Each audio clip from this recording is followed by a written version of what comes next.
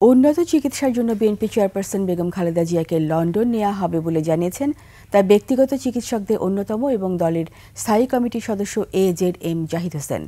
রাজধানী এভারকেয়ার হাসপাতালের সামনে সংবাদ সম্মেলনে তিনি কথা জানান। একটা নির্ধারিত হসপিটাল আমরা ঠিক করেছি, সেখানে আমরা ইনশাআল্লাহ ওনাকে নিয়ে যাব।